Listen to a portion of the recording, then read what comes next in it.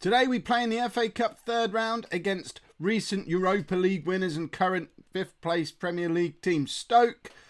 And there may be some news about both my current contract status with Plymouth and also a certain Portuguese former Leyton Orient manager who may have got the sack.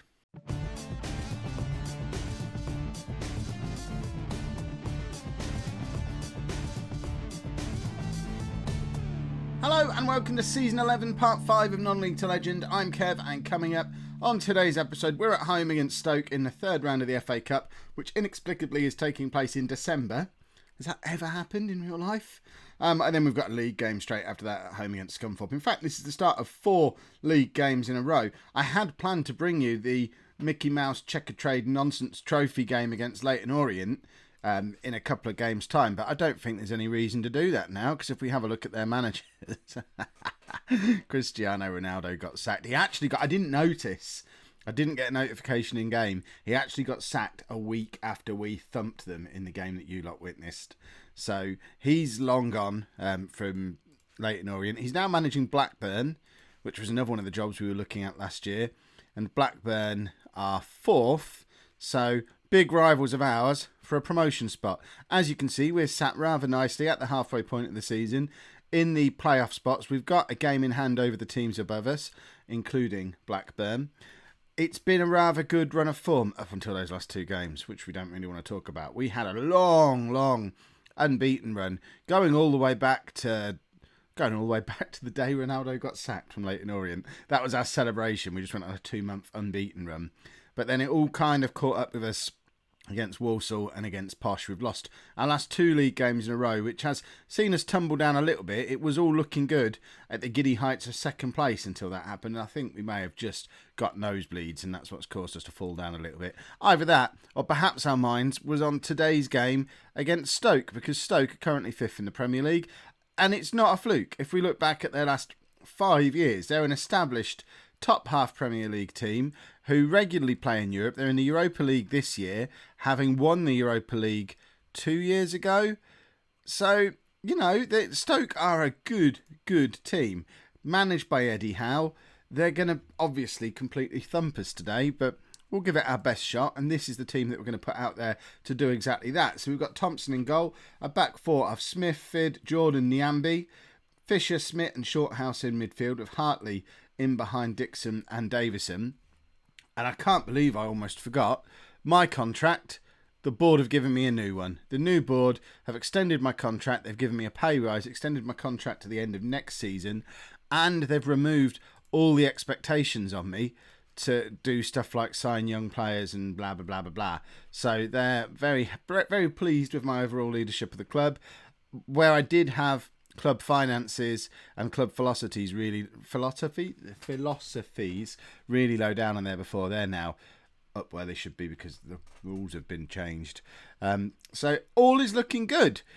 We don't have any money to spend in the transfer window when that opens. We're over our wage budget and we have no transfer budget, so don't expect much in the way of transfers unless some of these players who currently want to leave end up being sold. Sean Fisher we might struggle to keep hold of because he's a great young talent, but if he goes it'll be for 7 figures, so there'll be money to spend if we have to let him go. Corey Jordan I'm open to offers for, because despite him being our captain and our best defender, he's out of contract at the end of the season and refusing to discuss a new one. So if we can get, what's he worth now?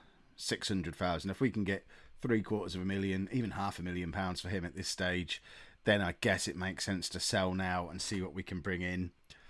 Maybe, I don't know. Does it make sense to do that? Or do we just keep him, use him to get promoted, and then hope he signs a new contract then? That seems like a discussion for down in the comments.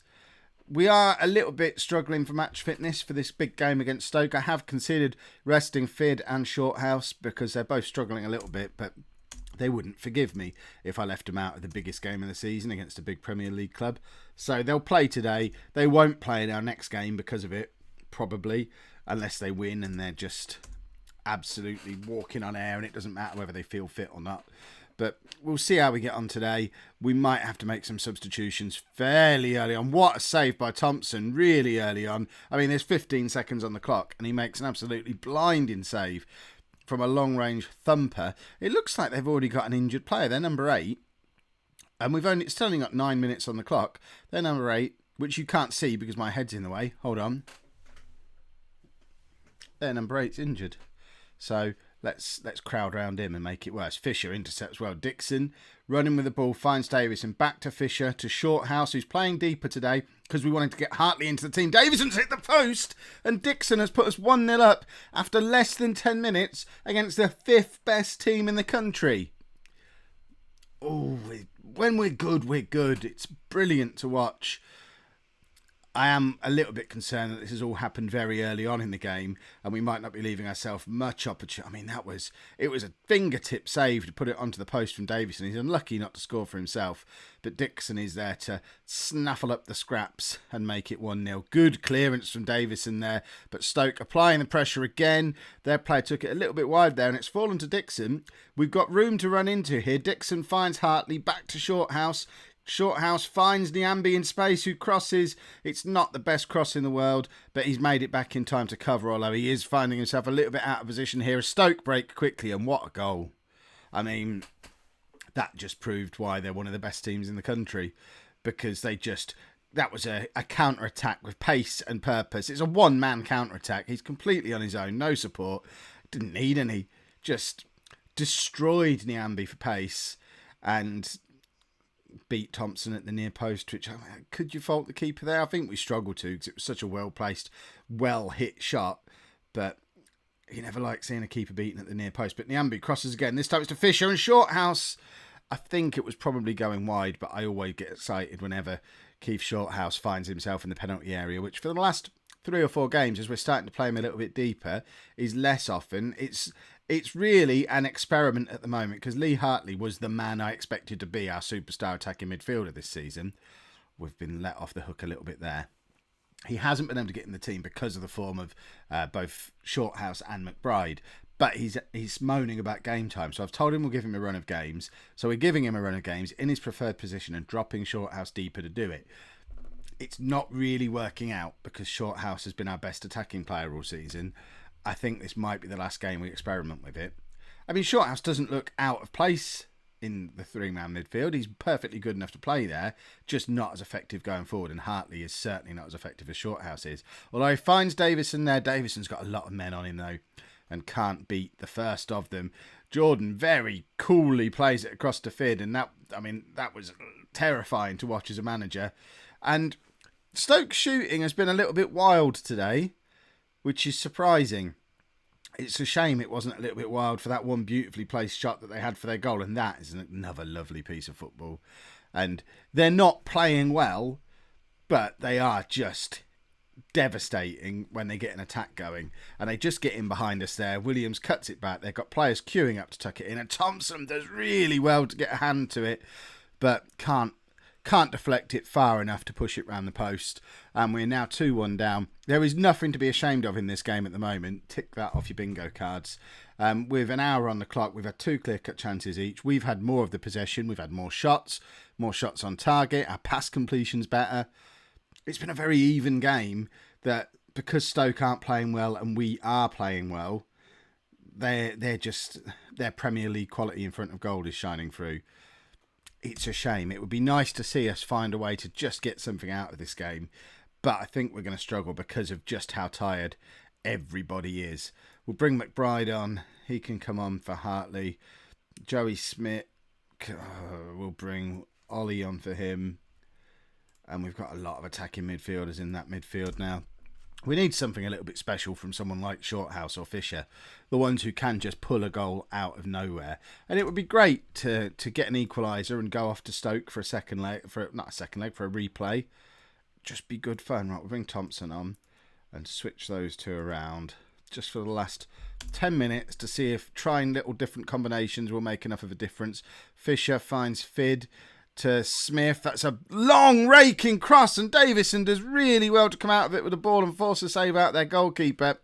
If only could have done a little bit better. That's our third clear-cut chance of the game, equal with Stoke on clear-cut chances, and it just shows again that we have played really well and we've not embarrassed ourselves at all against a team that have recently beaten Juventus in a European final. So, yes, we've lost, but there's so many positives we can take out of that game, and hopefully we're not going to be too disheartened and we can come back in our next game against Scunthorpe, because we have now lost 3 games in a row, but we showed just there that we're still a very, very good team.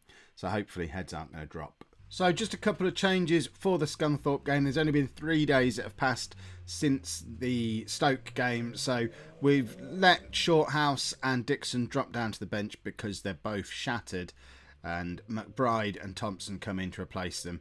Actually, look at, their condition and match fitness is actually higher than it was before the Stoke game. They're no worse than everybody else now, but they were really... there was a plan to drop them for this game. Not drop them, rest them. I think they need it. We're strong favourites for this game against Scunthorpe. Who cares what the weather's like? We want to put on a bit of a show today because we've not won in 3 games. We want to show that we absolutely should be up there pushing for promotion. 3 or 4 games ago, you'd have said automatic promotion would have been a distinct possibility for us. A little drop in form, and we're on the verge of falling out the playoff places. It shows just how tight things are at the top of this division. And Lee Hartley, there you go. That's why he's in the team. It's his first goal for us. Finally starting to show that there's a reason we signed him back in the summer. He was so highly regarded by our scouts and started the season with an injury and just never got in the team. Sneaky little back heel from Thompson, puts Hartley in, and it's a nice little finish to put us 1-0 up. And what does that do to the league positions? Not very much. Secures us a little bit more tightly into the playoff spots, but there is that little bit of a gap forming between us and the automatic promotion spots now. Although we do have a game in hand on Blackburn and Birmingham, but Southend have actually got a game in hand on us and are still 3 points ahead of us. So yeah, playoffs will be fine. We'll be very happy with the playoffs. We have had a couple of transfer bids already. We've turned down 500,000 for Sean Fisher from, I think, Sheffield United. Reading, I believe, came in for Corey Jordan. Again, they came in for him towards the end of last season or over the summer. When it must have been over the summer, I guess. And offered only about 300,000, so we turned it down at this stage. Might regret it, but I don't think 300,000 is going to be enough to replace him. There was an offer of £500,000 for Mark Smith, which we turned down. I feel like there was another one as well, but I can't think who it was. That might have been it. And we've also terminated the loan of Warnock, the loanee striker, who was like 4th or 5th choice. He was never getting in the team. He has to be terminated, so he's gone. So we do have an opening for a loanee. I'm not sure if we're going to do anything with that yet, though. The ideal would be to find a decent centre-back to bring in before having to sell Jordan. If we can bring in a loanee centre-back of the same quality as Smith and Dixon as loanee players, I think we'd probably be willing to let Jordan go for 300,000 just because he's refusing to sign a new contract anyway. So why not let him leave? Right, Smith needs to come off. No, sorry, Fisher's coming off. We're going to bring Shorthouse. No, we're not going to bring Shorthouse on. Ollie can play out there. So we'll bring Ollie on. Shorthouse can stay on the bench for a little bit longer, but Davison is going to come off and Dixon will come on for him. Do we swap those two around? I never remember which way around they go. No, it is that way. Dixon up front. So we've got 20 minutes to try and grab a winner from this game. Where are Scunthorpe in the league? I can't see them. They're in. I presume they're in this league. We are playing Scunthorpe, aren't we? Yes. So where on earth are they? You lot have all seen them by now and are calling me idiot. Oh, they're one place above us. Oh, a draw wouldn't be disastrous at all. I was trying to look down the bottom because we were such strong favourites before the match. Jordan won the header. Oh, we've won a penalty, I think. It was a really unusual situation with Jordan's header where it just sort of hit his head and bounced off. There's been a red card as well. I have no idea what's happened there. Handball, maybe? Lee Hartley stepping up to take the penalty. He's suddenly smack bang full of confidence. And there you go. It's his second of the game. 2-1. Smack bang full of confidence. Apparently that's something people say now. I don't know where these things go. It looks like I'm wearing a V-neck shirt. It's not a V-neck shirt. It's just a big shirt. So 2-1 up. Hartley's got his second of the game. He's on an 8.8. He's happy all of a sudden. We've got another decent attacking midfielder coming through. Now we are going to take Smith off and we will bring on the man, Keith Shorthouse. We'll just switch this. Can Hartley play there? Yeah, there we go. So we've got all 4 of our attacking midfielders on the pitch at the same time. You said it couldn't be done. Well, we're doing it. And I'm sure it'll work brilliantly. Hartley's got 2. Oh, we know he's got 2 goals. I was thinking that was assists, but we've seen him score 2 goals. Oh, I'm tired. It's been a long weekend. And there you go. We pick up the 2-1 win against our playoff rival Scunthorpe. Puts us up to 5th in the league, and we're only 3 points off the top again with a game in hand. So all of a sudden, the league is starting to look a little bit more Plymouth friendly again.